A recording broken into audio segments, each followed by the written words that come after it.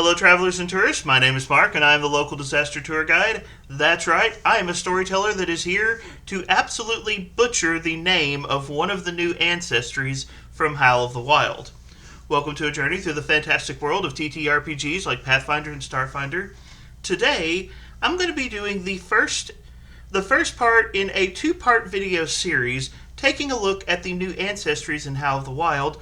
But I have a special guest that is joining me for the video today.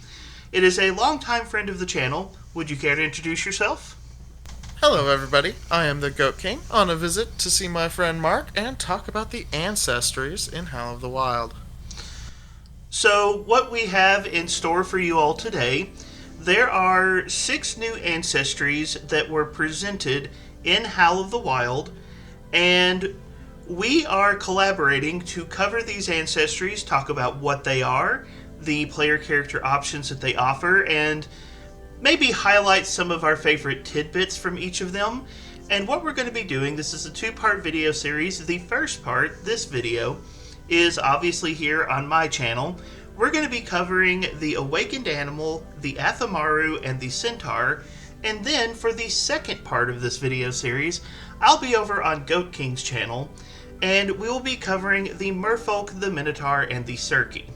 So, once you get done watching this video, be sure to go check out the video on Goat King's channel. And of course, for both this video and the second video in the series, we encourage you all to be part of the conversation. Paizo has done a lot of really cool stuff with these ancestries, so we want to know what your favorite of the new ancestries is. We want to know what options you all think are exciting. And we want to know what character concepts you've been cooking up for the new ancestries that Paizo has given us. Now, I do have a little bit of homework to pass out to all of the viewers. Sorry to have to do this to you all, but Paizo has been pushing the boundaries of what ancestries can be and do in this game. And in Howl of the Wild, there are a lot of fun and crazy new options. But I'll go ahead and let you all in on a secret. The first version of this video would have been over 3 hours long, and we realized we had to tone some of it down. So, Paizo has a convenient reference page for all of the new rules that cover these ancestries. It's found on page 9 of Howl of the Wild, and it covers large PCs, tiny PCs, riding PCs, aquatic PCs, and flying PCs. It tells you what the new rules are, and tells you about some of the things that a game master should consider if you include these types of PCs in your game. So, when you hear us talking about large ancestries or flying ancestries, if you want to know more about that, you can find that information on page 9 of Howl of the Wild. But, with all that out of the way, Goat King, you ready to get started? And this is probably the biggest one that we had to this was the culprit when we first tried to record this video. Yes. The awakened animal. The awakened animal is whatever you want it to be, because it is literally any animal you can think of, real or fantasy, from tiny to large. It's a very broad ancestry, which gives you many, many, many options to customize and choose what you want to be. But being an awakened animal is not nearly as simple as just being an animal that thinks. When you are an awakened animal, you have the memories of what it was like to be a normal animal, and in most cases you find that you just don't fit in anymore with other animals. They notice immediately that something's weird about you, and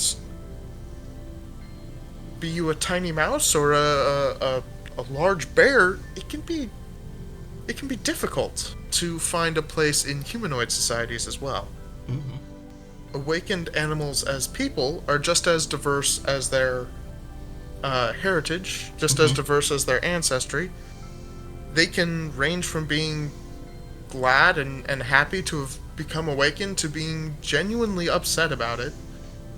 and they generally have some trouble finding a place in society, though there are rumors. Though there are rumors of a city named Rome, somewhere in Ayabara, a place by awakened animals and for awakened animals. Okay, I will admit I did not know about that tidbit of lore, and now I need to go find it. I kind of missed it my first time through, but I There, had rambled a lot about all the other stuff, so I didn't get to the struggling with being awakened and then trying to fit into society bits that was connected to. uh, Paizo has put a ton of stuff into this ancestry. I think you're right when you note that this ancestry covers a huge array of options. Tiny, small, medium, large, any kind of animal you can think of, real world, fantasy. It covers the breadth and depth, and there is some pretty fantastic artwork for this ancestry. One of them is what looks like a sea turtle wizard. And so Paizo is offering a lot here.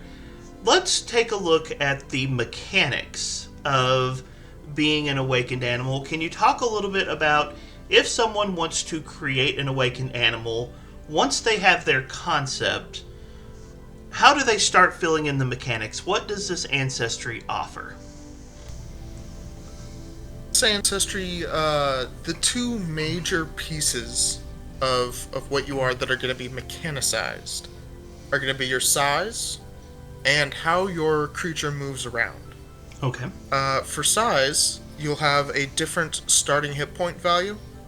For tiny and small, it's 6, 8 at medium, and large creatures get 10 hit points to start with. The recommended stat bonuses and penalties for this ancestry are Constitution, Wisdom, and Free, with a penalty to Intelligence. Mm-hmm. Before we get to the heritage, we do want to keep in mind that you have awakened form, you stand on 2 legs, you can wear, hold, wield, and use items as if you were a humanoid. Even though you don't have the humanoid trait. Get to why that kind of confuses me later. I mean, you have the beast trait, but you do not have the humanoid trait, which, at first glance doesn't sound so weird, but we'll come back to this. You also Paizo. have... Oh, sorry. No, go ahead. Paizo has made the humanoid trait a weird distinction in this book. You also have the Awakened Mind ability. You are no longer an animal, but you can still speak with and understand animals of your type. You may choose to be treated as an animal for spells and other effects that target animals specifically. Okay. So, the initial offerings for Awakened Animal really seem to feature around what size of animal you're creating. But the other portion of an ancestry, and you kind of alluded to this a second ago, I think, is going to be the heritage. Can you tell me a little bit about how heritage choices work for the Awakened Animal ancestry? There are 4 heritages, each based on a specific movement type. Our first is Climbing Animal. As a climbing animal, you get a land speed of 20 feet, a climb speed of 20 feet, and 1 animal attack. Now, the animal attack is noted in each heritage, but it is in every heritage, and the specifics of your attack are left for you to decide, so I'm not super sure why that wasn't just Listed as a trait? I think what we came to on that is they probably just ran out of space. That's on the right. Sidebar. Anywho, that's your climbing ancestry. This is anything from, maybe you're a giant ant, to maybe a monkey, or about anything that climbs, really. Could be a big spider. Our next one is Flying Animal. And I've heard that in some errata content for some of the older books, flying is becoming easier for everybody, and we certainly see that here in this ancestry, where it has just a few feats that get it up to being able to fully fly by 9th level. Mm-hmm. But just what you get from this is you take no fall damage, because you can slowly fall to the ground, and you have a land speed of 20 feet, and of course 1 animal attack. It is suggested that you take the Take Flight 1st level feat with this heritage, which will it'll give you some very limited flight ability. Next we have the Running Animal. This one's pretty simple, land speed of 30 feet, and 1 animal attack. Now, Mark, was there an odd example for this one? Paizo, I'm not questioning your mastery of zoology, but I do have to ask how the penguin entered this book as an example of a running animal. Please, I mean, I will question them. I have no fear of questioning Paizo. It's especially interesting given the very next heritage is swimming animals,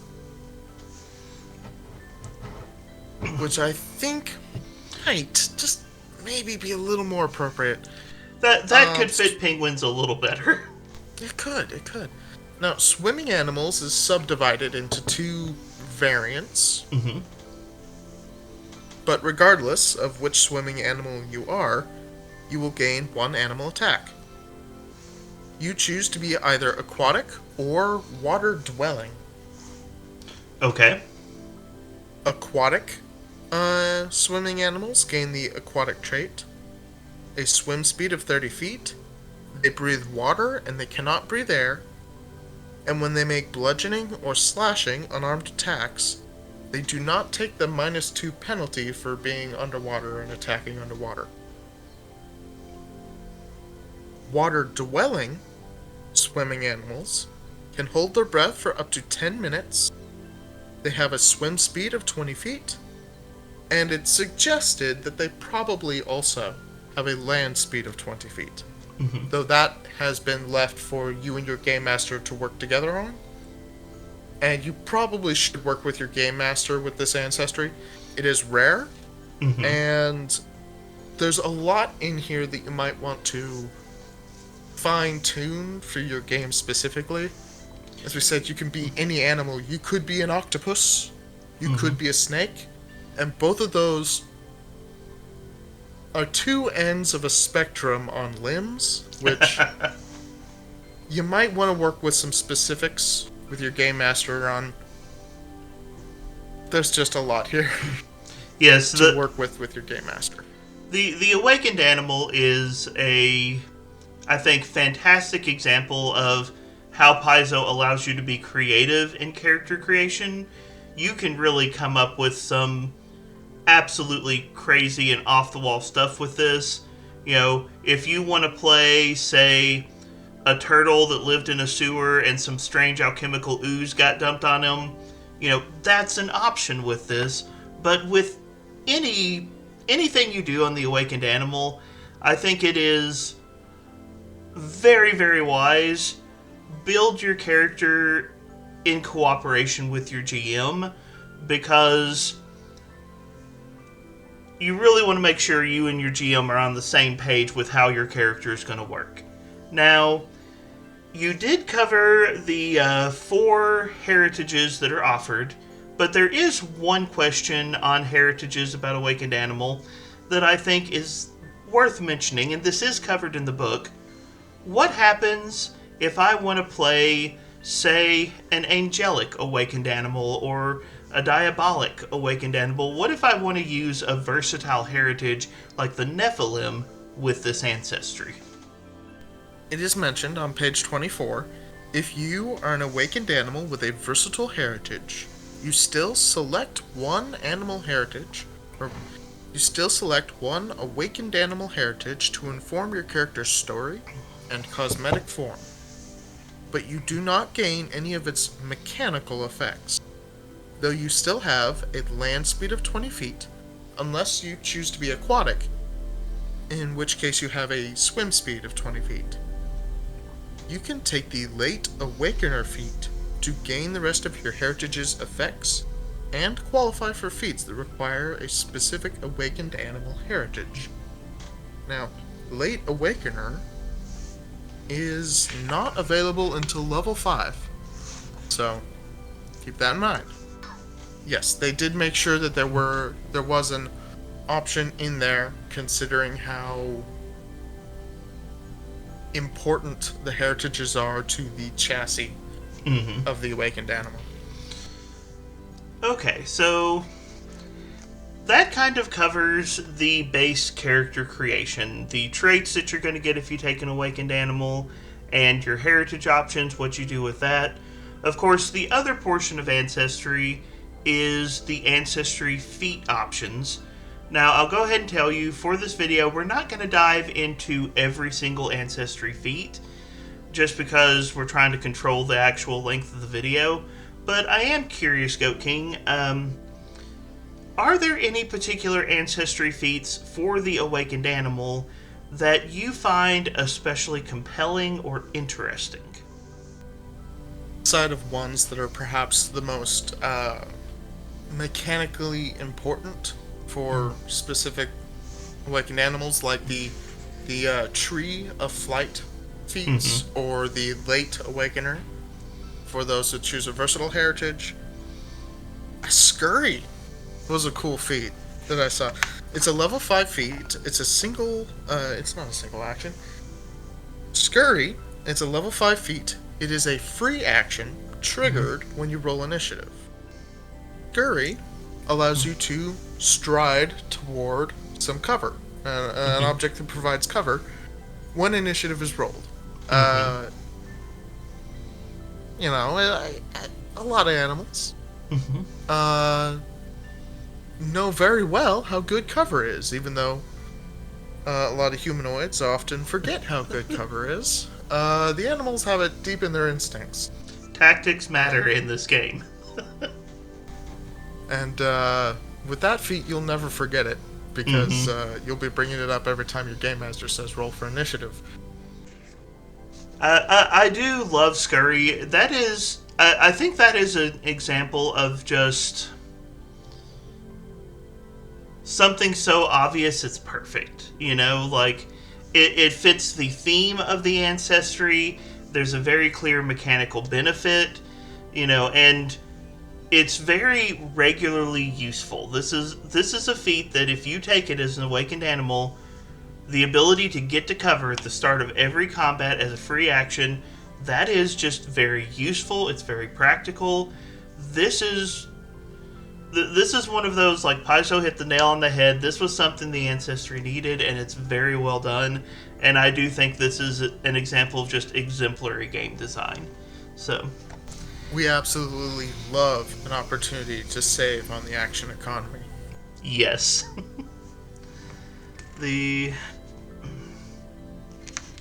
Alright. Any more comments on the awakened animal before we move on to our next ancestry? No, don't have any more comments. Alright, well, up next we have an ancestry that I have been horribly mispronouncing constantly since they were announced. The name of this ancestry is the Athamaru. They are the fish folk, but I'm just going to go ahead and fess up to this because it'll probably slip out in this video anyways. My brain keeps trying to label these as the Anathamaru. My brain has somehow mixed fishfolk Athamaru and religious anathema into one Frankenstein of a word. You could make an Athamaru linguist type of character, and they could have an anathema that's just about mispronouncing names and words in other languages. Well, I will tell you, one of the things I've been doing for fun is building an Athamaru oracle, the Anathamaru, whose sole goal is to offend every religion in the Galarian campaign setting. So, That's delightful.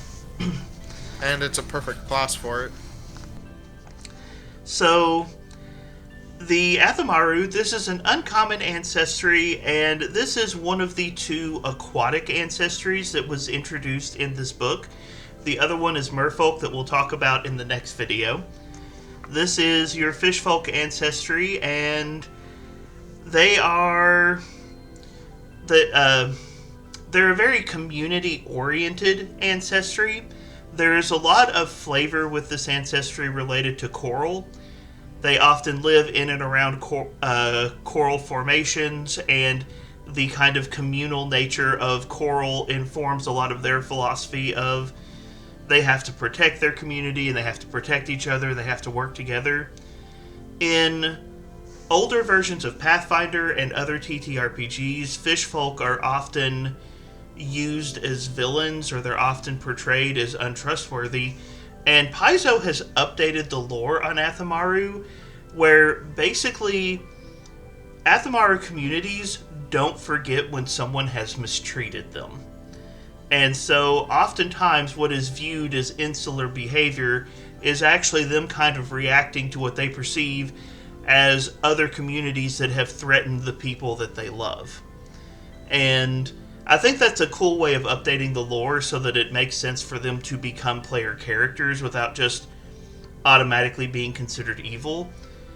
But it also allows this fun narrative of kind of the found family that is an adventuring party, and the idea of an Athamaru kind of becoming like the party mom or the party dad is 100% in keeping with how this ancestry is written. And I think Paizo did a good job with the update to the lore to the Athamaru. With a lot of ancestries in second edition is getting this more humanized approach, which generally I think diversifies the player options some and honestly makes the world a little more interesting. Evil for evil's sake is, I mean, it's fun at first, but once you've had your fill of it, it gets a little tired. Mechanically speaking, the Athamaru are actually very interesting to me. I think Paizo has made this ancestry very appealing. The Athamaru are an uncommon ancestry, base hit points of 8, size medium. Your starting speeds, you have a land speed of 20 feet and a swim speed of 25 feet. For the suggested attribute boost, you have a boost to strength and wisdom with a free boost, and then a suggested flaw of intelligence. Your starting languages are Common and Thalassic, and they have low light vision, and then buried down in the traits is this very important word, amphibious. The Athamaru begin the game with the amphibious trait, and importantly, the Athamaru are one of the few amphibious ancestries in the game that don't have some kind of hydration penalty associated with them. When we talk about the Merfolk in the next video, they actually have a hydration penalty that you have to pay attention to. That is not present with the Athamaru, and makes them appealing in a way that other aquatic ancestries sometimes aren't in this game, so that's something I appreciate. And then, we won't go too far down this tangent, but I just want to throw this out. Never skip over the bonus languages section of an ancestry, because the Athamaru come with Algothu and Aslanti as available bonus languages. Both of those have some pretty heavy lore implications, and you can have some fun with that, just saying. Oh yeah. Absolutely. You mentioned they have a very strong community orientation, and a bit of an opportunity to be a mom friend. Was there more to that, or? Yes, there is. In fact, there is a heritage that is entirely the mom friend heritage. Um, so let's go ahead and dive into the heritages. We'll get to the mom friend in a second, but first we're going to start with the Coral Athamaru heritage, and this is your armor heritage. You've seen this on a few different ancestries in Pathfinder 2e. There will be certain ancestries that they essentially have an option where their body naturally grows armor, and the Coral Athamaru is that heritage for this particular option. You have a bunch of coral that is grown on your body, and it functions as armor. It's technically considered medium armor. They have a list of stats. Importantly, this armor has the aqua dynamic and comfort traits, meaning that you can sleep in it and swim in it without penalty. Both of those things make sense. But essentially, it's you have your own free suit of armor that you're wearing at all times. Up next is the Hopeful Athamaru, and this one is very interesting because what it gives you mechanically and what it represents narratively are two things you normally don't see together. In Athamaru culture, the typical Athamaru is medium size, but there's a leader in each tribe that is known as the matriarch, and when a new matriarch needs to be selected, certain Athamaru will voluntarily undergo certain physical changes as a way of representing they're going to become the next leader of the tribe. The Hopeful Athamaru is that you have prepared yourself to become a matriarch, and the primary benefit of this is you become large size. Also, you have a 10-foot aura that grants any ally a +1 circumstance bonus on saving throws against fear. So, the Hopeful Athamaru, you are a large-sized fish folk that essentially has a minor aura of courage around you at all times. That's like, depending on how you draw the aura, 28 to 32 5-foot squares. Because if it goes out 10 feet and they're large, that's a really big area. Fair enough. I really enjoy this because oftentimes when you see large PC options, those are often geared more towards like the barbarian playstyle. You know, the big brute, you're there to deal a lot of damage. But the Hopeful Athamaru is a large PC option that is actually geared more towards a defensive playstyle, a protecting your teammates, the mom friend, as we've been saying. That's what Paizo kind of intends the Hopeful Athamaru to represent, and I really enjoy this as an option. Moving on to the next heritage, you have what's called the Kaleidoscopic Athamaru, and this is one where your scales are very colorful, where they shimmer and shine, and you're just you have a very vibrant color pattern to your character. This comes with a couple of benefits. The first one is, if you're in an area of bright or dim light, you gain a +1 bonus on performance checks. Just a straight +1, you look cool, and that helps you entertain people. Then, you also get a reaction called Dazzle Seeker, and what this does is, if you would benefit from concealment and a creature targets you with an attack, you can essentially inflict misfortune upon that attack, where they have to roll the flat check to see if they miss you. To see if they miss you just outright, they have to roll that twice and take the worst result. Now, I've seen some commentary online where people really don't like the Dazzle Seeker reaction. They feel like it's too niche. Personally, I think this is pretty cool. You're not going to use it as much as, say, the Scurry feat that we talked about on Awakened Animal, but I think this is pretty cool. I don't know of any other effect in Pathfinder 2e that applies misfortune to something like concealment. I think they found a pretty cool niche there, so personally, I like this one as well.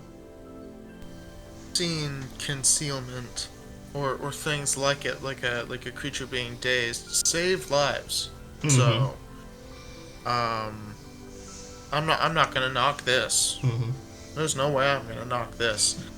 But also just kind of makes me think of that like that kid's book with the fish that is got rainbow shiny scales and gives away Mm-hmm. all its scales to its friends. I don't know that that's relevant enough to be a part of the video, but Oh just well. popped in my head. Oh well. We're recording. It's in there. Oh no! And then our last heritage for the Athamaru is the Quilled heritage. And this is your unarmed attack heritage. You have quills, you can use them as a weapon. They are a 1d6 piercing weapon. They're in the brawling group, they have the agile and finesse traits. This is a fairly standard option you see with a lot of ancestries. I don't think anyone would be particularly surprised by this, but essentially you have quills that you can use. So, We have one question. okay. Which heritage did you select for the Anathemaru? The Athamaru, I selected the hopeful Athamaru. Because, and spoiler alert, if I like the script, I'm actually trying to script this into a video for my channel.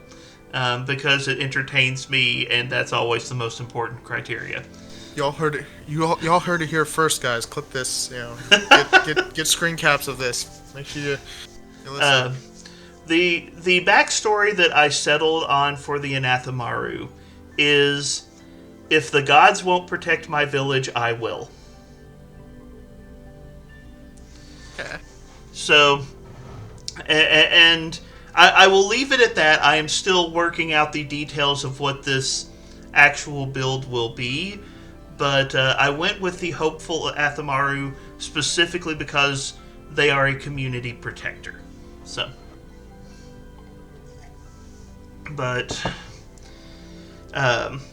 stepping outside of heritages, or well, actually, before I leave the heritages, I do want to talk about the general structure of the Athamaru. I kind of look at the Athamaru as aquatic dwarves, and I know that's going to sound. I know that sounds a little strange, but one of the things you will notice with a lot of their heritages, with a lot of their ancestry feats, is the Athamaru are a very defensive ancestry. They have a lot of options for protecting themselves, a lot of options for protecting their allies, and it reminds me very much of dwarves are the same way. They're very community minded. They're very much focused on protecting their kin, and so I think if you enjoy playing dwarves and some of the storylines that people often associate with dwarves, and it almost popped out there for a second. The Athamaru are they are a fantastic option for a similar style of story, just kind of from a different setting. So, but the just kind of big picture overview of the Athamaru, they really just remind me of aquatic dwarves. Now, I'm sure you'll mention this as you get into their feats. But is that a giant eel I'm seeing in this art? yes. So there are a number of different feat lines for the Athamaru.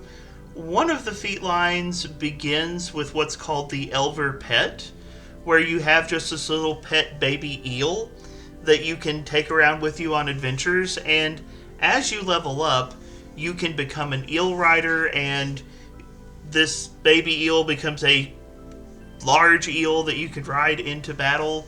They've got a lot of feats around that line. And then they also have, I mentioned coral is a big theme with this ancestry.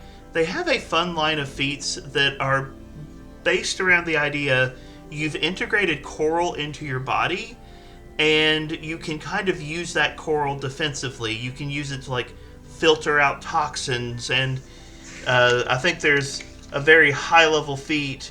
Yeah, it's called Coral Lifeline, where the coral will literally just like give you some life energy to keep you alive when you would normally drop. Like, they have a lot of fun with symbiotic relationships in this ancestry, and there's a lot of cool options related to that. It's interesting, and it reminds me of a species from Starfinder, if I can...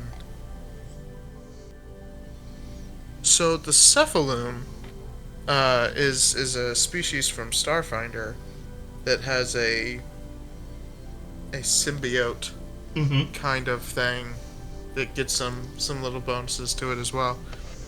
Just connected for me. Like, is there something about aquatic ancestries and symbiotic connection that's cluing in the head for the developers? We figured out which members of the Paizo staff have been working across products now. All right. So that's kind of the overview of what the Athamaru are. Do you have any questions about the Athamaru before we move on to the last ancestry for this video? Don't believe I have anything. Not any questions. All right then. Our final ancestry for this video is a classic from Greek mythology. Goat King, can you tell us about the Centaur? Can I? Yes, I can. I love centaurs. I think centaurs are so cool. So you all know, when we were picking out who took which ancestries, Goat King was like, I demand Centaur. This is my choice. Guilty as charged. I like centaurs. They're cool. They are. And for some reason, they have the humanoid trait. There it is, ladies and gentlemen. A bear that can grab and manipulate with its forepaws. It can stand on two legs and drink tea while chit-chatting. Not a humanoid. A centaur, which... and this isn't slander, again, I love centaurs, is basically an insect. Biomechanically speaking. Humanoid. What does it mean to be humanoid? If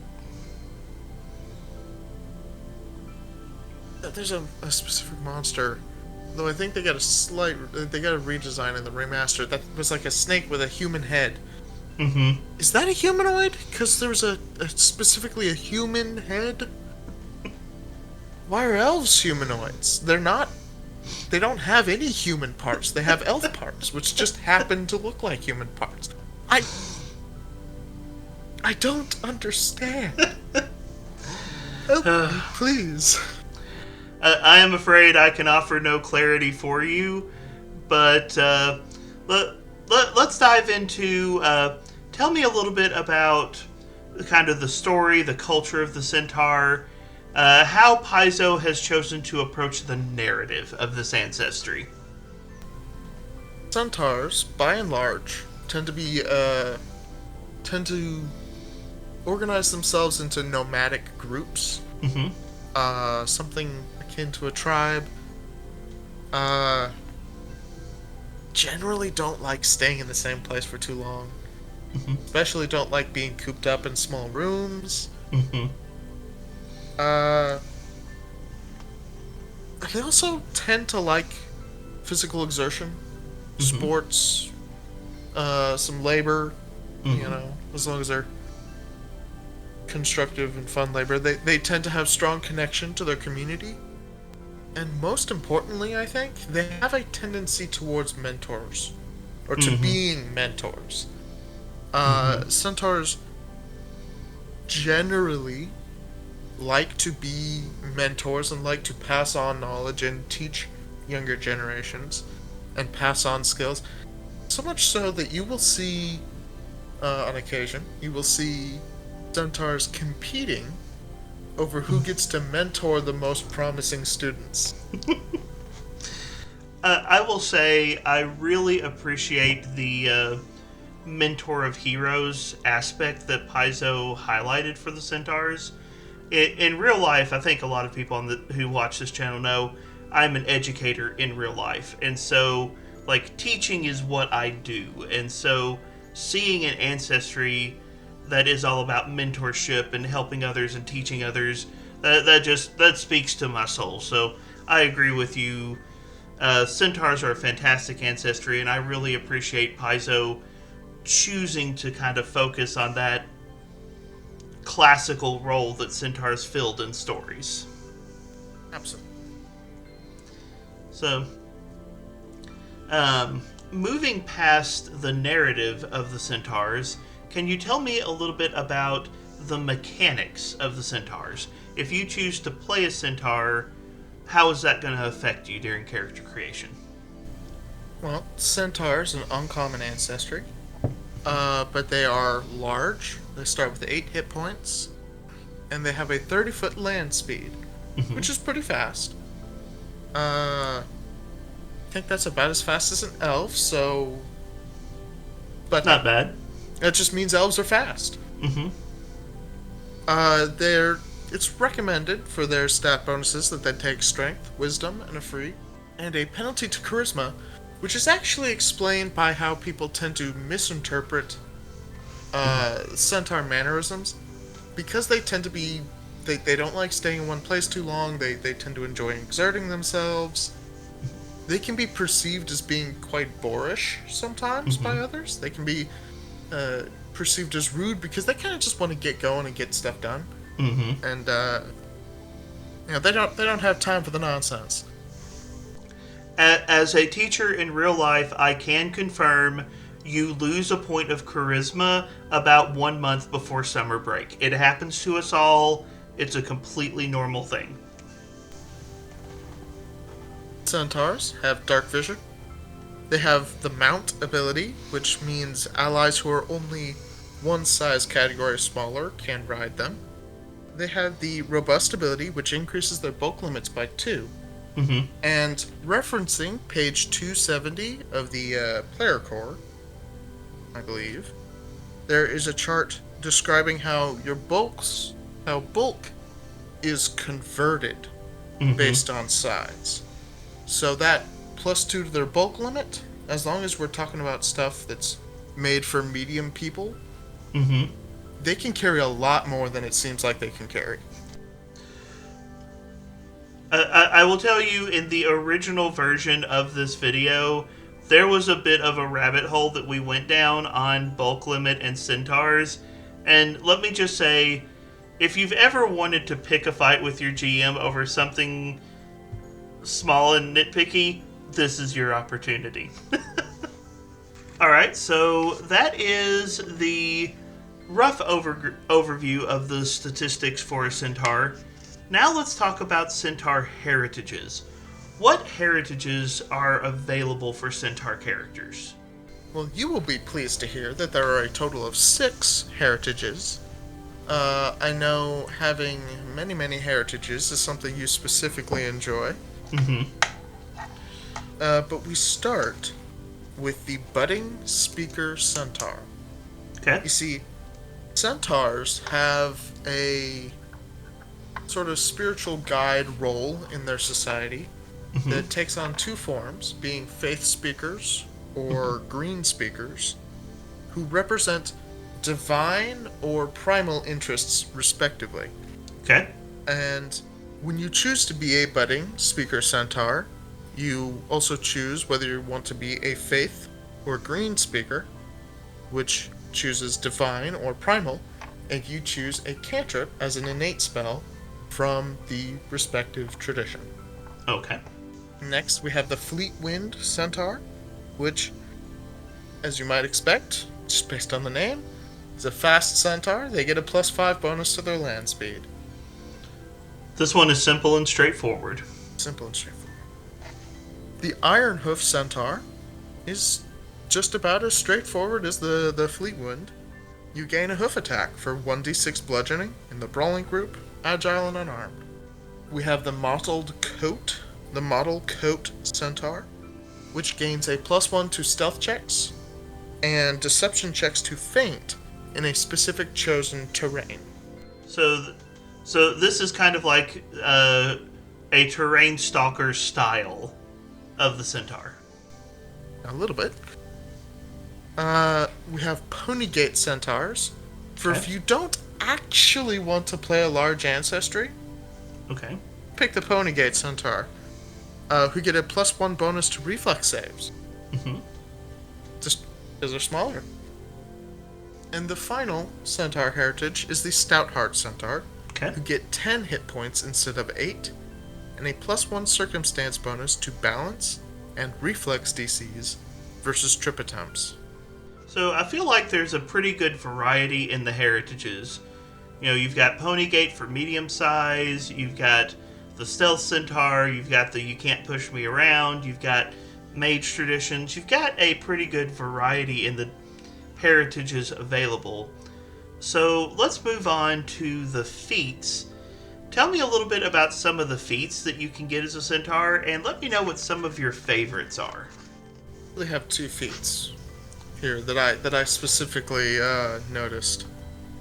Proud Mentor, a 5th level feat.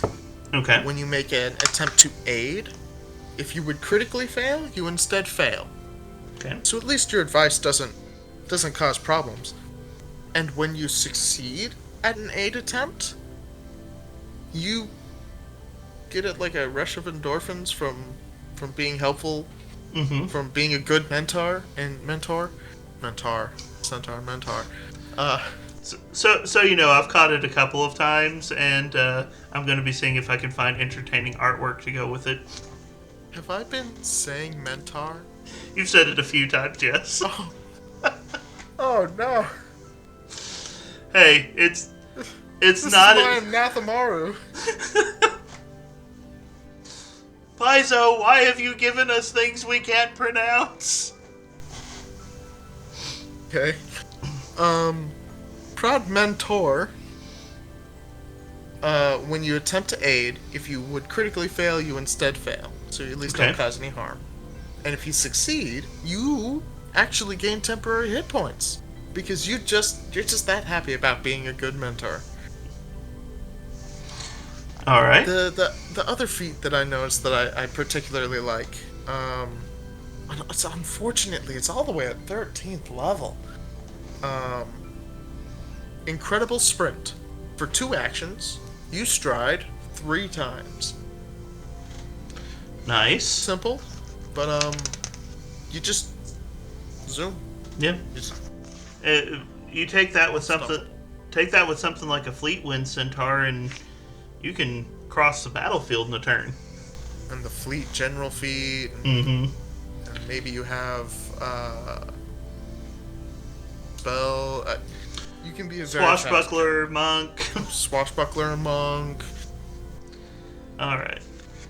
We are coming up with horrible character builds to drop into a game, and by horrible I obviously mean amazing.